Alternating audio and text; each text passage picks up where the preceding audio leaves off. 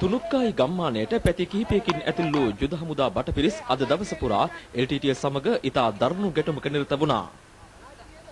කිල්නුච්චියට kilometre 15ක් මෑතින් වූ තුනුක්කායි බලකොටුව රැක ගැනීමට LTTE උපරිම උත්සාහය දරනවා. පාබල සේනාංකවලට ඉදිරියට යාමට ආධාරක වෙඩි බලය අකණ්ඩව මෙලෙස එල්ල වුණා.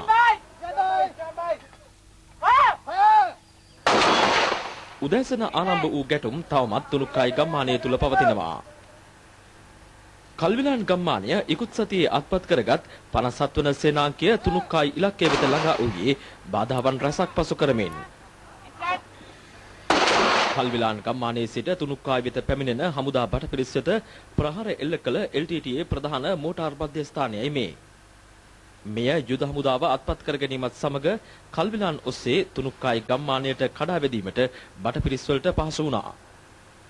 දැන් දැඩි සටන් පවතින්නේ තුනුක්කායි ගම්මානය මැදයේයි.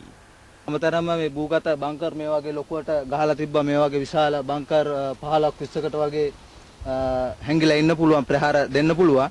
ඒ වගේ ලොකු බංකර් කොහොමත් 10ක් 12ක් විතර වගේ මේ ගම ආරක්ෂා කරන්න සෑහෙන ලොකු වෙසක් දැරුවා. නමුත් ඒක ඒගොල්ලන්ට බැරුව ගියා.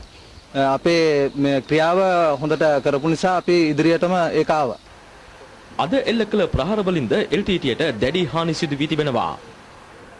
LTTE අතහැර දමා ගොස් තිබූ මෝටාර් උණ්ඩ රැසක්ද අද යුද හමුදාව සොයාගෙන තුනුක්කායි ගම්මාන මැදයේ වූ LTTE මෙහෙයුම් මධ්‍යස්ථානය හා ප්‍රධානතම බංකර් පද්ධතියට යුද හමුදාව අද විනාශ කරනු ලැබුවා.